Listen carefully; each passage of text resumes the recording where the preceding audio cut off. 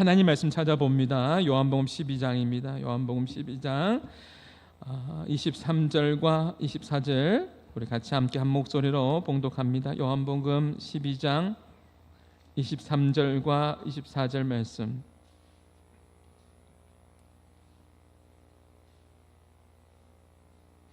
같이 한 목소리를 봉독합니다. 예수께서 대답하여 이르시되 인자가 영광을 얻을 때가 왔도다. 내가 진실로 진실로 너에게 이르노니 한 알의 밀이 땅에 떨어져 죽지 아니하면 한 알 그대로 있고 죽으면 많은 열매를 맺느니라. 아멘. 말씀의 제목은 뭐죠? 열매라는 제목으로 하나의 말씀 전합니다. 여러분의 삶에 풍성한 열매들이 가득하기를 주님의 이름으로 축복합니다. 1952년도 학생의 여름 수련회 때 대선언문이 있었는데요. 이것을 제가 읽게 되었습니다. 이것을 읽는데 제 마음의 가슴에 웅장함이 느낌이 다가왔습니다. 그래서 여러분과 같이 함께 이것을 나누고 싶습니다. 제가 읽어드리겠습니다. 이 폐허로 해안 땅 뜬그리 속에서도 새 생명이 움직인다. 조국과 교회의 현실을 보고 비관하고 물러설 자는 물러서라. 그러나 그 옛날 이스라엘 민족을 홍해 앞에 살리신 전능하신 여호와 하나님은 지금도 살아계신다. 이제 한 음성이 하늘로부터 들리니 신앙의 동지여 굳게 일어서라. 하늘로 귀를 기울이라. 참된 주의 음성을 피로 짓밟은 조국의 재단과 피로 물들인 조국의 가슴 속에 이 메시지를 전할 자가 누구랴. 동지여, 우리는 철석 같은 믿음과 사랑으로 열정으로 단결해야 한다. 그리하여 이 신앙의 부흥을 통해 그리스도의 파수꾼, 그리스도의 전달자, 죄와 세속주의와 권력에 타협하지 않는, 그래서 실로 비참한 암흑천지 속에서 영원히 빛나는 진리의 등대가 되어야 한다. 동지여, 굳세게 믿음으로 일어나라. 여러분, 무슨 운동권 전도 발대식까지 하십니까? 그런데 이것을 누가 썼다고요? 이것을 누가 적었다고요? 1952년도 학생회 수련회 할 때, 중고등부 학생들이 수련회 때 이제 폐회하면서 결단하면서 마지막으로 적은 선언문이 되겠습니다. 이렇게 살겠습니다. 이렇게 결단합니다. 학생들이 적은 것입니다.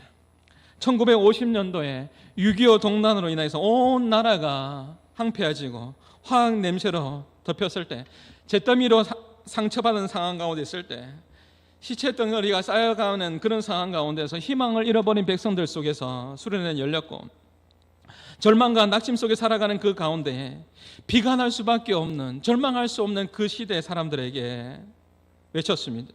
교회는 분열되어 싸움을 하고 있었고 아무런 희망이 보이지 않는 그 시대 가운데에 1952년도 그 무너진 폐허가 된 그 땅에서 중학생들이, 중고등학생들이 하나님 앞에 기도하면서 받은 그 은혜를 기억하고 선언문을 작성해서 결단의 고백을 드렸습니다.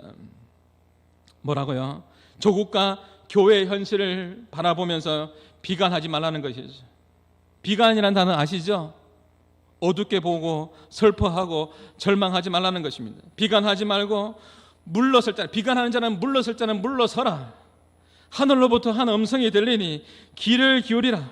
피로 짓밟힌 조국의 재단과 조국의 사나 위에 그리스도의 사랑을 심을 자가 누구냐? 그들은 외쳤습니다.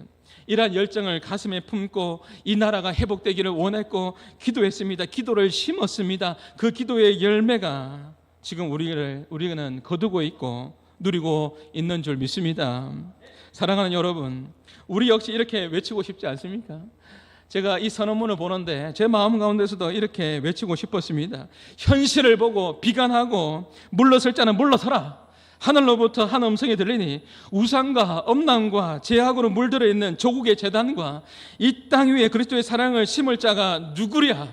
한마음의 신앙의 동지여 굳게 일어서라. 이 연사 강력하게 외칩니다. 외치고 싶었습니다. 이렇게 외치며 하나님 우리를 사용하여 주옵소서, 진리의 등대가 되게 하여 주옵소서라고 기도를 심을 때 반드시 그 열매를 하나님께서 거두게 해 주실 줄 믿습니다. 여러분은 무엇을 남기고 싶습니까? 무엇을 남기고 싶습니까? 여러분이 죽음 이후에 사람들에게 하나님 앞에서 어떻게 기억되는 인생이 될 것 같습니까? 제가 어제 저희 아내와 어디를 가면서 저희 아내가 저한테 그런 이야기 하더라고요. 여보, 몸 조심하세요. 당신이 좀 몸이 좀 조심했으면 좋겠습니다. 저는 당신 없으면 못 삽니다 라고 이야기하더라고요. 여러분, 우리가 언젠가 하나님께서 부르시면 부름의 날이 있습니다. 손이 마르고 심장이 멈추는 날이 있고 주님 앞에 서는 날이 분명히 옵니다. 죽음의 날은 다가옵니다. 그때 여러분은 어떻게 기억에 남고 싶습니까? 사람들의 기억 속에 이성구 목사는 어떻게 남을까요? 사람들의 기억 속에 여러분은 어떻게 기억에 남을까요? 또 하나님 앞에서 여러분은 어떻게 기억 남는 인생으로 살기를 원하십니까? 하나님은요, 우리의 삶을 통해서 열매가 남기를 원하십니다. 열매를 기대하십니다. 우리 하나님은 열매를 참 좋아하십니다. 요한복음 15장 16절 말씀에 보면 너희가 나를 택한 것이 아니요 내가 너희를 택하여 세웠나니, 하나님께서 우리를 택해서 부르셨습니다.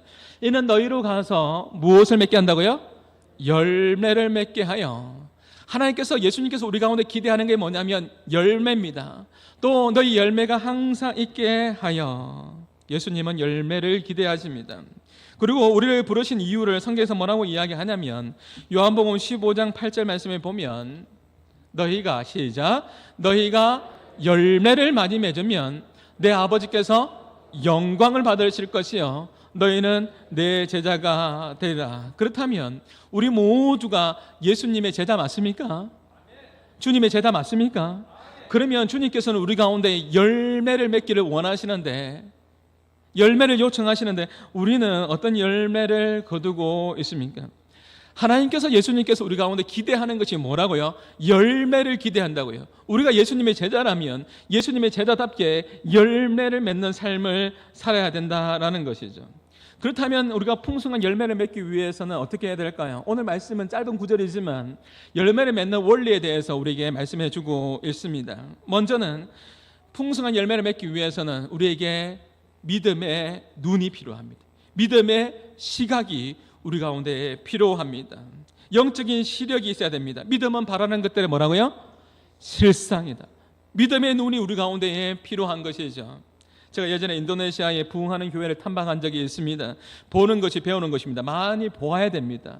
하나님께서 많이 깨닫게 해주시는 것이 은혜이죠. 지금도 제가 이 이야기하고 있지 않습니까? 인도네시아에 아주 유명한 2개 교회를 제가 탐방한 적이 있는데, 수도 자카르타에 있는 아발러브 교회, 레오디 목사님 있는 교회에 제가 탐방한 적이 있고요.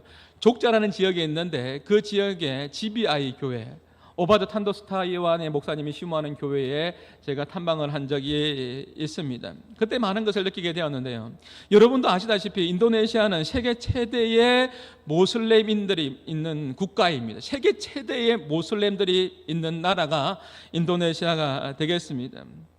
그 교회에 하나님께서 오바자 탄도 목사님에게 은혜를 부어주셨는데, 그 교회는 작은 교회였습니다. 그런데 하나님께서 꿈을 주시고 비전을 보여주셨는데, 환상을 보여주셨는데, 그 교회에 수많은 영혼들이 몰려오는 것을 보게 하셨습니다. 이것을 마음에 품고 이것을 자신도 믿음의 눈을 들어서 바라보았고 기도했습니다. 하나님, 이 환상대로, 이 꿈대로 제가 믿음의 눈을 들어 바라봅니다. 우리 교회가 이렇게 쓰임받게 될 줄 믿습니다 라고 기도했는데, 믿음의 눈을 들어 기도했는데 그대로 이루어졌습니다. 그 교회가, 여러분 놀라지 마십시오. 우리 한마음의 성도들은 웬만하면 놀라지 않기 때문에 제가 기대는 안 하지만 그 교회가 3만 명이 넘는 인원이 모여서 예배합니다. 세계 최대의 모슬렘 국가에서, 개종하기 어려운 그 나라에서 그렇게 모여서 하나님 앞에 예배합니다. 여러분, 제가 숫자를 이야기하는 것은, 교회 안에 숫자는 여러분 그냥 1, 2, 3, 4, 5, 6 산수가 아니지 않습니까? 한 영혼 한 영혼이 너무나 귀하지 않습니까? 우리가 주일학교 때 여러분에게 이야기, 언젠가 제가 때가 되면 교회 헌법에 대한 부분들이 이제 좀 바뀐 게, 수정된 게 있습니다. 이번에 총회하면 이제 수정이 되게 되는데, 수정된 내용들을 제가 한번 정리해서 여러분에게 알려드리겠습니다. 예전에 우리가 주일학교라는 용어를 쓰지 않습니까? 주일학교. 이제는 바뀌었습니다. 교회학교로 명칭이 바뀌었습니다. 교회학교. 어쨌든 우리가 주일학교로 이렇게 표현을 많이 하니까 여러분 양해해 주시고, 주일학교 때 여러분 성경학교 때나 그때 보면 우리 아이들 한 명 한 명 이렇게 오는 거 보면 너무너무 귀엽지 않습니까? 너무너무나 감격스럽지 않습니까? 우리 교회에 어린 생명이든지 아니면 노는 애들까지 한 분 한 분 오는 거 보면 그렇게 감격스럽습니다. 왜 그렇습니까? 한 사람 한 사람이 너무나 귀하기 때문에 그렇습니다. 오바달 목사님이 환상을 보고 난 이후에 이 한 사람 한 사람을 너무나 소중하게 생각하여서 하나님 그대로 되기를 원합니다 라고 그렇게 목회를 했더니 하나님께서 허락해 주셨습니다. 풍성한 은혜 가운데 열매로 부흥의 열매를 허락해 주셨습니다. 제가 그 교회에 가서 직접 간증을 들었습니다. 목사님께서 간증을 하는데 그 목사님은 원래 자신은 나중에 회심을 해서 목사가 되었는데요, 원래 머리가 없었습니다. 자신은 머리가 날 수 없는 머리, 기름도 바르고 자신은 이제 목사의 길을 가는데 자신이 선임도 아닌데 머리가 없는 것 때문에 고민이 되지 않습니까? 그래서 머리가 나게 해달라고 그렇게 기도했는데 어떻게 됐을까요? 그분의 간증입니다. 머리카락이 났습니다. 머리가 하나도 없는데 머리카락이 났는데 머리카락이 조금만 나니까 더 보기 싫은 거예요. 그래서 기도하는데 하나님 그럴 것 같으면 아예 다 거두어 가시옵소서, 그냥 아무것도 없게 해주십시오라고 그렇게 기도했더니 하나님께서 그 기도를 순수하게 받으셔서 머리를 나게 해주셨어요. 최근에 인터넷에 보니까 최근에 우리 한국에 왔다 갔더라고요. 2019년도에 제가 인도네시아 간 적은 참 오래됐는데 2019년도에 다니엘 기도회 할 때 한국에 와서 간증을 했더라고요. 한번 보여주시겠습니까? 머리가 없는 분이 이분입니다. 놀라운 기적해서 이렇게 간증을 했던데 보니까 오바다 탄도스타이완 목사님이세요. 이분이 이렇게 간증을 하는 것을 들었습니다. 이분이 직접 그분이 스스로 자기에게 그렇게 이야기했으니까 본인은 나는 잘생긴 얼굴이 아닙니다 라고 이야기하더라고요. 잘생긴 얼굴은 아니지만 하나님께서 주시는 분명한 비전이 있습니다. 분명한 꿈이 있습니다. 그 꿈을 향해서 나는 달려갔습니다 라고 이야기합니다. 그 꿈을 향해서 믿음의 눈을 들어 바라보았더니 하나님께서 때가 되니까 열매를 맺게 해주시더라는 것이죠. 사랑하는 성도 여러분, 영적인 시력이 여러분 가운데 회복되어지고 믿음의 눈을 들어서 하나님을 바라보는 저와 여러분 될 수 있기를 주님의 이름으로 축복합니다. 예수님께서 열매를 맺는 원리를 가르칠 때에 반복해서 말씀하시는 것이 무엇입니까? 믿음의 눈을 들어 바라볼 것을 이야기하십니다. 미랄뿐만 아니라 겨다시 비유를 이야기할 때도 예수님 마찬가지입니다. 같이 한번 읽어볼까요? 마태복음 13장 32절 말씀입니다. 시작. 이는 모든 씨보다 작은 것이로되 자란 후에는 풀보다 커서 나무가 됨에 공중의 새들이 와서 그 가지에 깃들이느니라. 보십시오. 예수님께서 믿음의 상상력, 예수님께서 믿음으로 보셨던 것이죠. 겨자씨를 보면서 무엇을 봅니까? 겨자씨를 보면서 나무를 봅니다. 나무를 보면서 공중의 새들이 나무에 깃들 것을 바라보는 것이죠. 또 사람들이 그 나무 안에서 쉴 것까지도 예수님은 바라보고 있습니다. 사랑하는 성도 여러분, 우리 하나님은 우리의 인생을 멋지게 아주 아름답게 설계하시는 하나님이신 줄 믿습니다. 여러분 두려워하지 마십시오. 우리 하나님께서 우리의 인생을 주관해 주시고 인도해 가십니다. 제가 아는 집사님께서 지금 장로님이 되셨는데 제 제자 훈련 1기 수강생입니다. 참 시간이 참 빨리 지나갑니다. 그분이 수도권에 있다가 일이 잘 안 되어서 이제 경남으로 건으로 이사를 가게 되었습니다. 그 당시에 김해 예술회관이 지어지기 전이었는데 아무것도 없이 그렇게 김해 땅으로 오게 되었습니다. 그러면서 이제 아침에 운동을 하는데 하나님께서 마음 가운데 부어주신 마음이죠. 하나님, 저는 아무것도 없습니다. 제가 어떻게 하면 좋겠습니까? 그때 이제 김해 예술회관에 막 짓기 시작한 거예요. 근데 하나님께서 그 마음 가운데 어떤 마음을 주냐면 이 땅을 위해서 이곳을 향해서 기도하는 마음을 주셨고, 이 예술회관에 다 지었고 난 이후에 이곳에 들어갈 수 있는 은혜를 주십시오라는 기도를 하게 되었답니다. 물론 이 모든 것이 성령님께서 마음에 감동을 주셨겠죠. 그러면서 날마다 아침마다 그곳을 지나면서 그렇게 기도했습니다. 하나님, 때가 되면 제가 이곳에서 직장 생활을 할 수 있도록 은혜를 베풀어 주옵소서.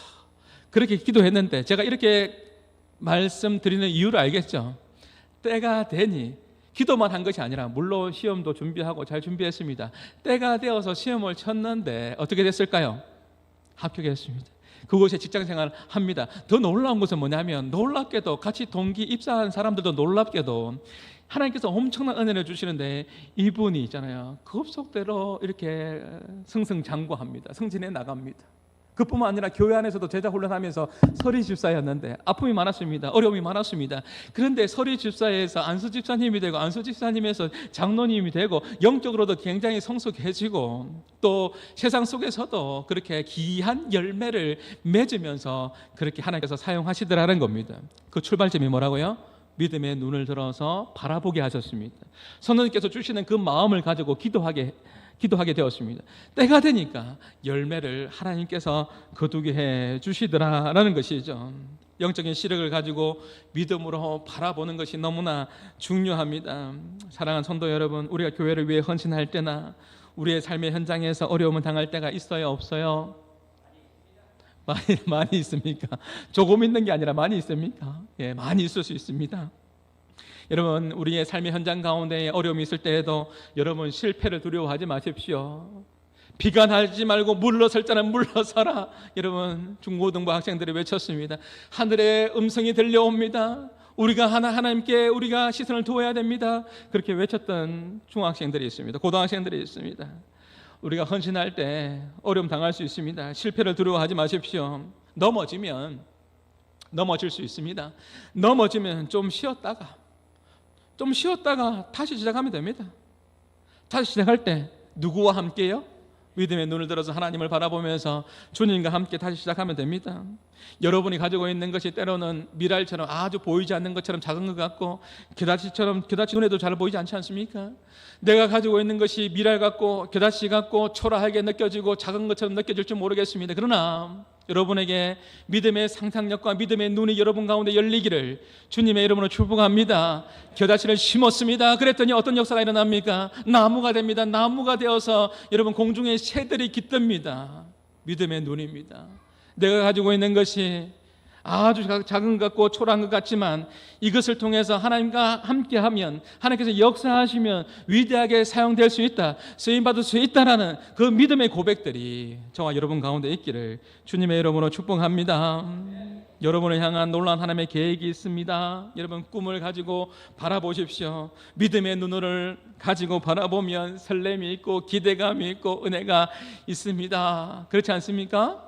믿음의 눈이 있으면 설렘이 있고 기쁨이 있습니다. 내가 아무리 힘들고 아무리 어려워도 믿음의 눈이 열리면 회복되면 기쁨이 회복되게 되어 있습니다. 우리 다음 세대, 오직 다음 세대를 위해서 우리가 계속 기도하고 있는데요. 우리 부모 세대도 훌륭하지만 우리 다음 세대가 부모 세대보다 더 믿음 좋게 해주시고 더 존귀하게 해주시고 더 귀하게 사용하여 주옵소서. 믿음의 눈을 들어서 우리 자녀들을 바라보면 설렘이 있고 기쁨이 있지 않습니까? 오늘 제가 2부 예배 내려오면서 제가 삼청에 가서 우리 주일학교 학생들이 예배하는 공간을 보고 왔습니다.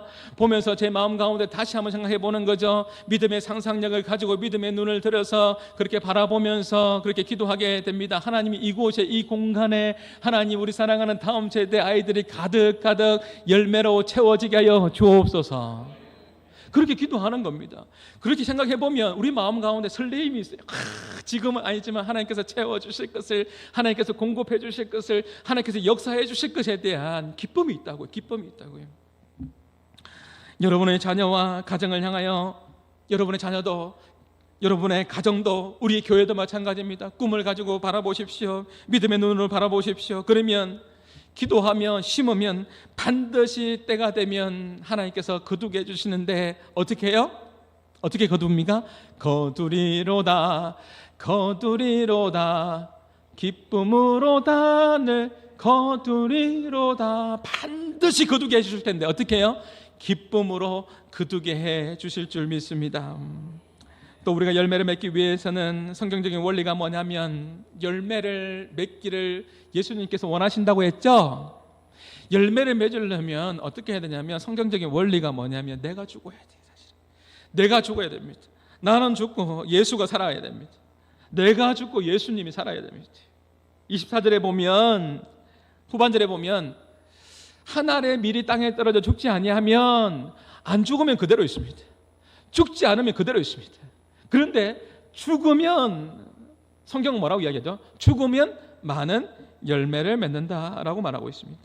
도대체 죽는다라는 것이 무엇입니까? 미랄이 죽는다라는 것은요, 그 미랄을 덮고 있는 그 껍데기가 깨지는 것을 말하고 있는 것입니다.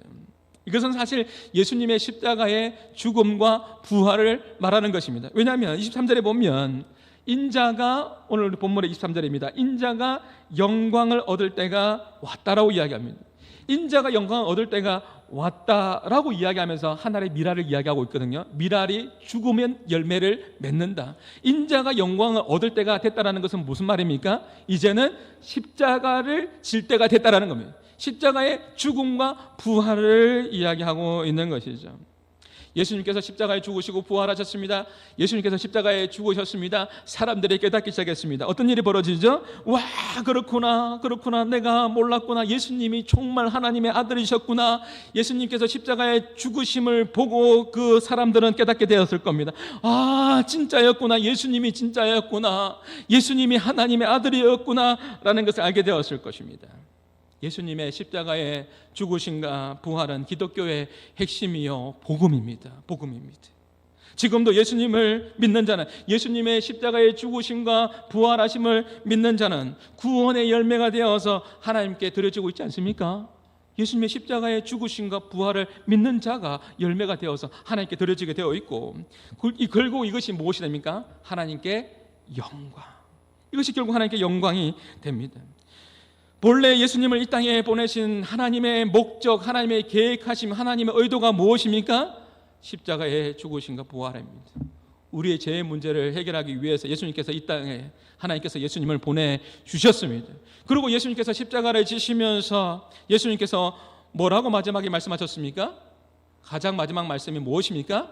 다 이루었도다. 다 이루었도다. 십자가를 지는 것이 하나님의 의도와 하나님께서 행하신 목적이었습니다. 오늘 이 말씀을 우리에게 함께 적용해 보기를 원합니다. 하나님께서는 우리에게 원하시는 하나님의 이 목적이 있습니다. 하나님의 계획이 있습니다. 우리를 그냥 이 땅에 보내주신 것이 아닙니다. 이것을 깨달을 때, 우리를 향한 계획과 그 목적을 깨달을 때 우리는 뭐라고 이야기하죠? 이것을 사명이다라고 말합니다.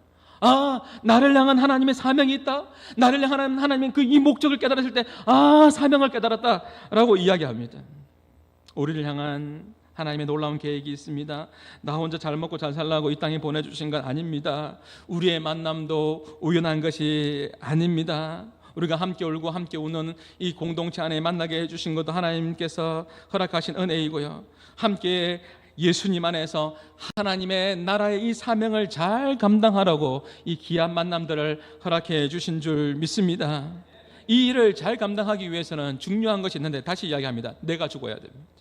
이 일들을 잘 감당하기 위해서는 내가 십자가 앞에 죽어야 합니다. 죽지 않기 때문에 문제가 생깁니다. 갈라디아서 2장 20절 말씀에 보면 같이 한번 읽어볼까요? 시작. 내가 그리스도와 함께 십자가에 못 박혔나니 그런즉 이제는 내가 산 것이 아니요 오직 내 안에 그리스도께서 사신 것이라. 이제 내가 육체 가운데 사는 것은 나를 사랑하사 나를 위하여 자기 자신을 버리신 하나님의 아들을 믿는 믿음 안에서 사는 것이라. 우리가 좀 잘 되면요, 여러분 어떻게 살고 있습니까? 나를 사랑하신 그 하나님의 아들을 믿는 믿음 안에서 살고 있습니까? 그런데 우리는 조금만 잘 되면 하나님의 은혜인 줄 모르고 은혜를 망각하고 이것을 껍데기로 만들어버립니다. 자기의 허세로 만들어버립니다. 교만으로 만들어버립니다. 죄로 만들어버립니다. 그래서 하나님께서 원하시는 열매가 맺혀지지 않습니다. 은혜가 무엇입니까? 여러분, 은혜가 무엇입니까? 함께 울고 하나님의 말씀을 듣다가 눈물이 나고, 그리고 하나님 주시는 자유함 가운데 웃고, 그러면 은혜 받았습니까? 물론 그것도 은혜이겠죠. 은혜가 무엇입니까? 근데 본질적인 은혜가 무엇입니까? 은혜라는 것은 이제 잘 기억하십시오. 받을 자격이 없는 사람에게 거저 주시는 하나님의 뭐라고요? 사랑, 거저 주시는 하나님의 호의, 이것이 뭐냐면 은혜입니다. 십자가의 은혜가 무엇입니까? 어둠 속에 있는, 죄악 속에 있는 이 문제를 내가 해결할 수 없는데 십자가의 그 사랑으로 나를 빛으로 인도해 주셨습니다. 이것이 은혜입니다. 받을 자격이 우리에게 있습니까? 우리에게 없습니다. 받을 자격도 없습니다. 그런데 거저 주시는 하나님의 호의와 사랑이 바로 은혜입니다. 그래서 깨닫게 되는 것이죠. 은혜 받았다는 것은 내가 찬송 중에, 기도 중에, 말씀 중에 내가 깨닫게 되는 거예요. 아, 깨달았습니다. 뭐라고요? 내가 얼마나 부족한지, 내가 얼마나 연약한지, 내가 얼마나 형편없는 사람인지 말씀 가운데 깨닫게 되는 것이 은혜입니다. 은혜는 다른 게 아니에요. 나는 정말 형편없는 사람입니다. 나 같은 존재를 하나님께서 그저 사랑해 주셨구나. 나같이 건강도 좋지 못하고, 나같이 돈도 없고, 나같이 백도 없고, 나같이 가진 것도 없는데 하나님 나를 사랑하여 주시는구나. 십자가의 사랑으로 나를 구원해 주시는구나. 나에게 왜 건강을 주셨을까? 나에게 왜 나에게 이것을 허락해 주셨을까? 나에게 이 아름다운 공동체를 허락해 주신 은혜는 이유는 무엇일까? 거저 주시는 하나님의 사랑을 깨닫는 것이 은혜입니다. 나의 공로가 아니에요. 이것을 깨닫는 것이 은혜예요. 여러분 무슨 공로가 있습니까? 이성고 목사가 무슨 공로가 있습니까? 여러분이 무슨 공로가 있습니까? 거저 주시는 하나님의 은혜 가운데 선택받은 거 아닙니까? 잘 생각하면 아무리 힘들고 아무리 어렵고 슬퍼도 거저 주시는 하나님의 그 구원의 그 손길을 생각한다면 너무너무 감격스러운 거죠. 너무너무 기쁜 거 아닙니까? 거저 주시는 하나님의 그 호의입니다. 그래서 다윗이 고백하잖아요. 여러분 다윗의 18번이 뭔지 아세요? 제가 최근에 새롭게 깨달았어요. 설교를 준비하다가 다윗이 하나님 사랑한다고 많이 고백하잖아요. 다윗의 18번은 마치 이거 같아요. 제가 이번 주간에 설교를 준비하면서, 물론 이번 주간에 새벽기도 말씀이 역대상 말씀이거든요. 새벽기도 말씀 가운데 다윗이 고백하기도 했어요. 다윗의 18번은 다른 게 아니라 이 고백 같습니다. 내가 무엇이기에, 내가 무엇이기에. 역대상 17장 16절 새벽기도 말씀 때도 다윗이 이렇게 고백했거든요. 내가 무엇이기에, 내가 누구이기에, 내가 무엇이기에 저에게 하나님 이렇게 대해 주십니까? 제가 도대체 무엇인데 하나님 저에게 이렇게 큰 사랑을 베풀어 주십니까? 거저 주시는 사랑, 거저 주시는 하나님의 그 은혜를 고백하는 거잖아요. 이것이 다윗의 18번이에요. 내가 무엇인데요? 내가 무엇인데 이렇게 하나님 형편없는 저를 이렇게 사랑해 주십니까? 저를 들어 사용하십니까? 다윗의 고백입니다.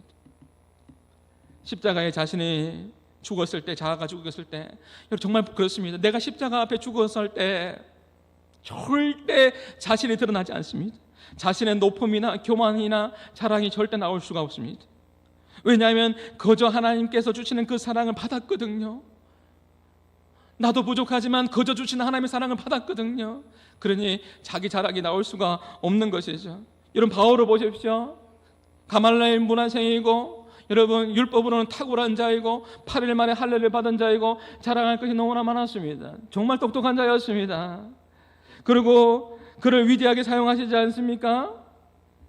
자랑할 것이 너무나 많았습니다. 이적을 행하고 복음을 전하고, 그리고 위대한 전도자였고 위대한 하나님의 일꾼이었습니다. 그런데 자기 자신이 뭐라고 이야기합니까? 거저 주시는 그 하나님의 그 은혜 가운데 뭐라고 고백하냐면, 나의 나 된 것은 오로지 뭐라고요? 주님의 은혜입니다. 나의 나 된 것은 하나님의 전적인 은혜입니다. 거저 받은 사랑을 깨달았기 때문에 그렇습니다. 거저 받은 하나님의 그 은혜를 깨달았기 때문에 그렇습니다. 나의 나 된 것은 하나님의 은혜입니다. 자랑할 거 정말 많습니다.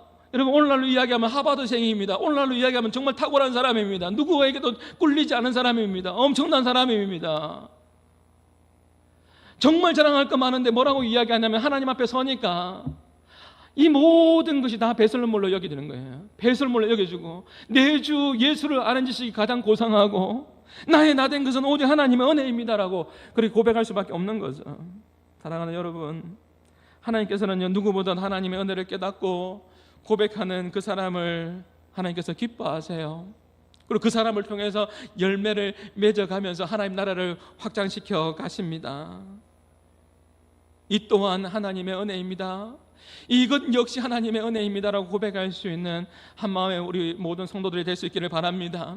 좋은 일이 있을 때만 이것이 하나님의 은혜입니다.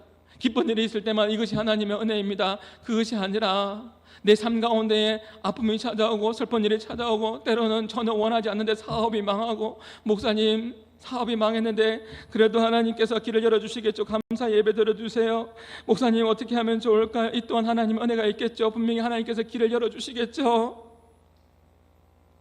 이 또한 하나님의 은혜입니다. 형편없는 모든 상황 가운데서도 하나님 형편이 안 되지만 하나님께서 길을 열어주시겠죠. 이렇게 고백하는 것이 은혜 받은 자의 고백인 것이죠. 이것은요, 세상 사람들은 도저히 모르는 거예요. 이건 그리스도 예수 안에 있는 비밀이거든요. 세상 사람들이 그렇게 고백하잖아요. 세상 사람들이 비관하지. 인생을 어둡게 하고 절망적으로 생각하고 판단하고 비관하여 자살하지. 비관하여서 마지막을 선택하죠.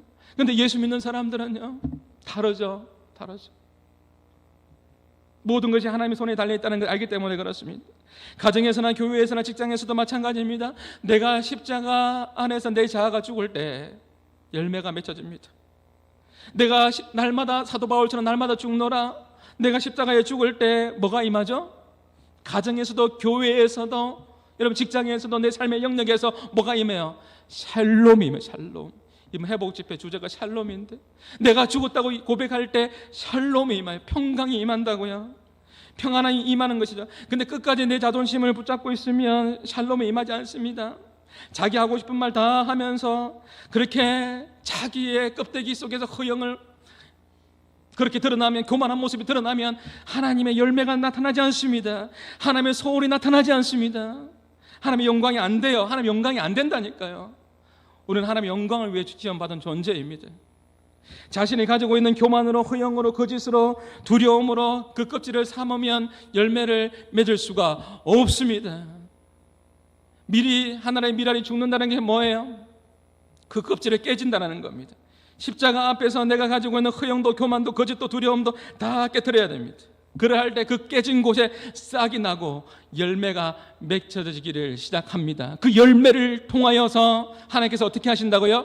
영광을 받으신다고요. 저는 그것을 상상해 보면 너무나 흥분됩니다.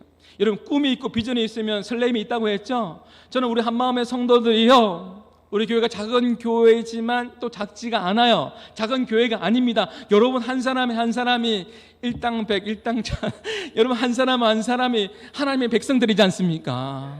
여러분의 한 사람이 얼마나 큰 영향력을 미치는지 모릅니다.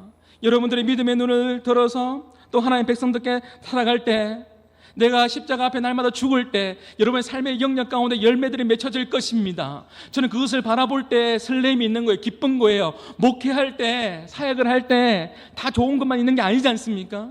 그러나 제가 다시 꿈을 꾸고 다시 비전을 바라보면서 여러분의 삶의 현장들을 꿈꾸어 볼 때 설렘이 있고 기쁨이 있는 거예요.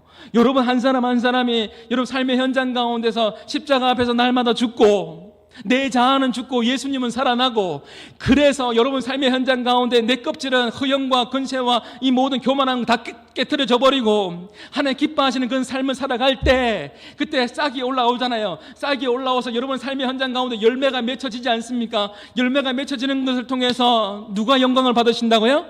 하나님께서 영광을 받으신다고요. 그것을 상상하면서 그렇게 사역을 하고 목회를 하면 기쁜 거예요. 그래서 우리 교회가 작은 교회가 아닌 거예요. 여러분 한 사람이 존귀한 자고 하나님께서 사용하실 것을 바라보니 얼마나 설레이는지 모릅니다. 말씀을 맺겠습니다. 이집트에 여러분 이런 기사를 여러분도 본 적이 있을 겁니다. 미라의 손에 3,000년 됐는데 미라의 손에 쌓여져 있는 그 씨앗은 열매를 맺지 못합니다. 그런데 그 미라의 손에 있는 그 씨앗을 심었더니 그 껍질을 깨고 나와서, 죽은 거죠, 껍질을 깨고 나와서 열매를 맺더라는 것이죠. 숨겨 놓으면 열매를 맺지 못합니다. 시간이 지난다고 해서 열매가 맺습니까? 시간이 지난다고 해서 열매가 맺는 것이 아닙니다. 내가 죽어야 됩니다. 깨질 때 그때 싹이 나고 열매를 맺게 됩니다. 십자가 앞에 죽어야 되는 겁니다. 내가 교회를 10년, 20년, 30년, 40년 목회자의 길을 가더라도, 그리고 장로로, 권사로, 집사로 그렇게 직분을 받는다 하더라도 열매가 없을 수도 있습니다. 내 감정이 앞서고 또 형식적인 껍데기만 쌓아가면, 목사가 저도 마찬가지입니다. 형식적인 부분만 쌓아간다면 하나님께서 원하시는, 하나님께서 소원하는 그 열매가 나올 수가 없는 겁니다. 깨트려야 됩니다. 십자가 앞에 깨트려야 되는 것입니다. 그럴 때 싹이 나오고 열매를 맺게 되는 것입니다. 우리 한마음의 모든 성도 여러분, 저와 여러분 모두에게 다 적용했으면 좋겠습니다. 날마다 사도 바울의 고백처럼 날마다 십자가 앞에 죽노라, 이 고백이 우리 모두의 고백이 될 수 있기를 주님의 이름으로 축복합니다. 삶의 현장에서 그분과 함께 십자가에 죽었어요. 그리고 난 다음에 내 삶의 현장에는 놀라운 변화들이 일어나게 될 것입니다. 이전에는 내 감정만 조금만 건들면, 그렇게 나를 건들면 나는 너무나 힘들었습니다. 흥분되었습니다. 근데 내가 십자가 앞에 죽으니 괜찮습니다. 오히려 그 사람이 불쌍하게 보입니다. 여러분, 미국에 남가주 동신교회라고 제가 저희 신학과 한 해 선배인가 두 해 선배인가 있습니다. 목회를 아주 훌륭하게 잘 하시는데요, 그 목사님께서 목회 철학이 뭐냐면 날마다 죽노라입니다. 날마다 죽노라.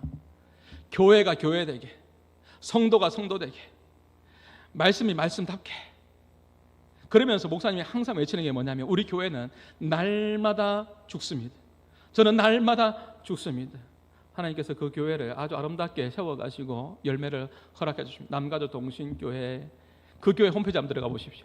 들어가 보면 이 말씀이 있습니다. 갈라디아서, 우리가 방금 읽었던 말씀, 갈라디아서 2장 20절 말씀이 있습니다. 내가 그리스도와 함께 십자가에 못 박혔나니, 나는 십자가에 날마다 죽습니다. 못 박혔나니 그런즉 이제는 내가 산 것이 아니요 나는 죽었습니다. 나는 죽었습니다. But Christ입니다. 나는 죽고 이제 예수님 안에서 매일매일 살아가는 그 삶을 살아갈 때 반드시 하나님께서 뭘 주신다? 열매를 주신다. 반드시 열매를 주신다. 그래서 그 목사님은 날마다 외쳐요. 성도들하고 우리는 날마다 뭐합니다? 죽습니다. 나는 죽습니다. 그리고 내 안에 예수가 삽니다. 그렇게 살아봅시다 라고 외치는 것이죠. 사랑하는 성도 여러분, 우리 주님께서는 우리가 십자가 앞에서 우리가 입고 있는 그 껍데기를 보혈로 깨기를 원하십니다. 그래 할 때 우리를 향한 하나님의 그 놀라운 목적들이, 계획들이, 열매들이 올라오기 시작합니다. 나를 향한 하나님의 섭리가 있습니다. 섭리가 있습니다. 그런 분 있지 않습니까? 우리가 보면 저 양반, 저 고집 절대 꺾을 사람 아닌데, 저 양반 죽을 사람이 아닌데 십자가 앞에서 은혜 가운데 죽습니다. 그러니 변화되게 되는 것이죠. 그리고 고백하게 되는 겁니다. 제가 잘못했습니다. 제가 미안합니다. 그 공동체 안에서 이제 그렇게 고백되니 자신이 십자가 앞에 죽으니, 제가 말씀드렸지 않습니까? 3000년이 지나도 가지고 있으면 열매를 맺지 않습니다. 교회에 아무리 오래 다녀도 내가 십자가 앞에 죽지 않으면 하나님께서 원하시는 열매를 맺을 수가 없는 것입니다. 그렇게 공동체 안에서 죽었다고 고백하니까 열매가 맺혀지기 시작하는 것입니다. 그렇게 고백하는 사람 얼마나 훌륭한 사람입니까? 이것이 예수 믿는 겁니다. 3000년이 지나도 껍질이 깨지지 않으면 싹이 안 나옵니다. 내가 교회를 오래 다녔다고 믿었다고 중요한 것이 아니라, 전통도 중요합니다. 가문도 중요합니다. 예수 믿는 거 정말 중요합니다. 잘 믿어야 됩니다. 그래서 날마다 죽노라, 내가 깨져야 되는 겁니다. 내가 날마다 사도 바울이 그렇게 자랑할 거 많았지만 자랑하지 않았지 않습니까? 그러면서 이야기하는 게 뭡니까? 날마다 죽노라, 날마다 죽노라. 그곳에서 하나님의 소원이 나타나고, 그곳에서 하나님께서 원하시는 씨앗이 열매가 맺혀지게 되고, 그 열매를 통해서 중요한 건 뭐라고요? 하나님께서 영광을 받으신다. 우리 하나님은, 예수님은 우리에게 열매를 기대하신다. 열매를 기대하신다라는 것이죠. 사랑하는 여러분, 우리의 헌신과 눈물이 결국 하나님 나라의 열매가 됩니다. 그냥 공동체가, 교회가 아름답게 세워지는 게 아닙니다. 여러분의 헌신과 눈물 위에 그의 하나님의 나라의 열매가 맺혀지게 됩니다. 이 하나님 나라를 꿈꾸고 세상을 감동케 하는 교회입니다. 이것이 그냥 이루어지지 않습니다. 여러분의 눈물과 헌신과 기도를 심을 때 반드시 하나님께서 거두게 해주실 줄 믿습니다. 그냥 세워지는 게 아닙니다. 부흥하는 교회가 그냥 부흥하는 것이 아닙니다. 누군가의 헌신과 눈물과 땀과 그 위에 하나님께서 열매를 허락해 주시는 것이죠. 제가 어제 문자를 보냈습니다. 문자를 보냈더니 어떤 한 성도가 저에게 답신을 보내면서, 목사님, 승리라는 답변을 보냈습니다. 그래서 제가 다시 회신했습니다. 예, 누구에게 승리의 열매가 꼭 있기를 주님의 이름으로 축복합니다. 그분에게 필요한 것이 다른 그 어떤 것보다도 믿음 안에서 승리하는 것이었습니다.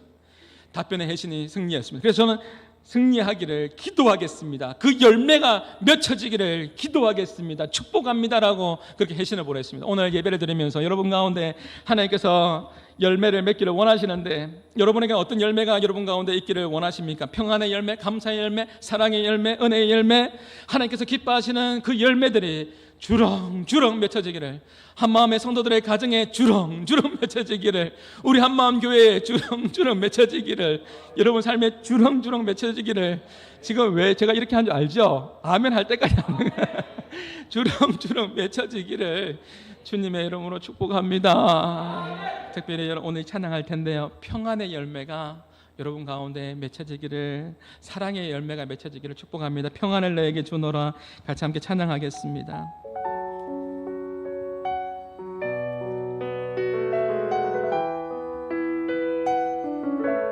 하나님께서 말씀하십니다. 평안을 너에게 주노라.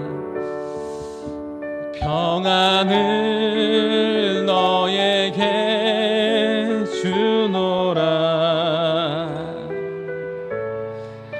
세상이 줄 수 없는, 세상이 알 수도 없는, 세상이 알 수도 없는 평안,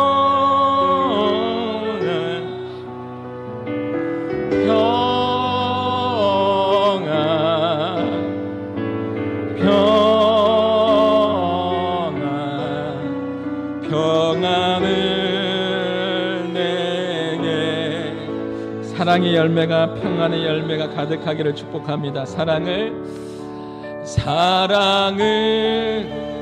너에게 주노라. 세상이 줄 수도 없는 그 사랑을, 세상이 줄 수 없는, 세상이 알 수도 없는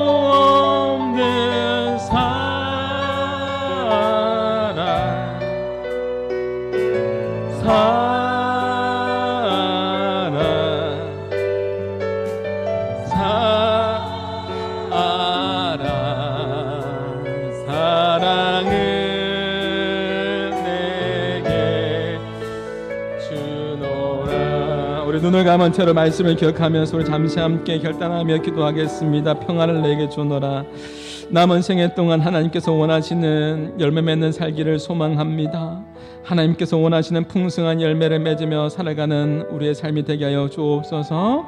우리 교회와 가정과 일터와 자녀들에게 하나님 열매를 주십시오. 우리의 헌신과 눈물로 하나님의 나라에 이 열매들이 풍성해지게 하여 주시옵소서. 내 삶에 하나님 두려움이 변하여 평안의 열매가 가득하게 해주시고, 슬픈 일이 변하여 기쁨의 열매가 충만하게 해주시고, 하나님 아버지 한국교회는 쇠퇴하여 하나님 그렇게 힘들어하고 있습니다. 하나님 부흥의 열매들이 다시 한번 하나님 아버지 교회 가운데에 맺혀지게 하여 주시옵소서. 여러분이 가지고 있는 사모하는 그 열매들을 기억하면서 우리 같이 함께 기도하며 나가시겠습니다. 같이 함께 기도합니다. 하나님 아버지 감사합니다. 하나님 아버지 하나님, 우리의 남은 생애 동안 하나님께서 원하시는 풍성한 열매를 맺히며 살아가는 삶이 되게 하여 주옵소서. 하나님 아버지, 하나님의 마음을 아프게 하는 자가 되지 않게 하여 주시고, 하나님 아버지 하나님 기쁨이 되게 하여 주시고, 하나님께 영광이 되게 하여 주시고, 하나님 아버지 하나님, 우리가 예수님의 제자입니다. 주님의 제자입니다. 하나님 아버지 하나님, 열매 맺는 삶이 있게 하여 주옵소서. 주여 은혜 부어 주옵소서. 주님 함께여 주시옵소서. 우리 교회와 가정과 일터와 자녀들에게 하나님 아버지 하나님 길이 되어주시고, 빛이 되어주시고, 인도자가 되어주시고, 하나님 풍성한 열매들로 하나님 가득 찰 수 있도록 인도하여 주시옵소서. 우리의 헌신과 눈물 가운데에 하나님 아버지 아름답게 공동체가 세워져 가게 되는데, 하나님 아버지 하나님 아름다운 열매들이 하나님 하나님 우리 한마음의 모든 식구들 가운데 넘치도록 부어주옵소서. 하나님 두려움이 변하여 기쁨의 열매가 되게 도와주시고, 평안의 열매가 되게 하여 주시고, 하나님 아버지 하나님 주여 교회에 하나님 다시 한번 하나님 아버지 하나님 부흥의 불길들을 허락하여 주셔서 우리의 가정에 우리의 심령에 하나님 부흥을 허락하여 주시고, 하나님 아버지 놀라운 은혜에 임하게 하여 주옵소서. 주여 우리가 가는 길을 두려워하지 않게 하여 주시고, 오 하나님 아버지 하나님 주여 말씀해 주십시오. 하나님 아버지 하나님 인도자가 되어 주십시오. 하나님 아버지 하나님 주여 하나님 풍성한 하나님의 은혜가 열매들이, 성령의 열매들이 사랑과 희락과 평과 오래 참음과 충성과 온유와 절제 아버지 하나님 모든 열매들이 아름답게 맺혀져갈 수 있도록 도와주시고 내 자신을 십자가 앞에 아버지 하나님 죽게 하여 주시고 아버지 하나님 날마다 죽노라. 아버지 하나님 예수님께서 내 인생의 주저간 자가 되어 주시옵소서. 그렇게 인도하실 주님을 찬양합니다. 오 하나님 감사합니다. 예수님의 이름으로 축복하며 기도드리옵나이다.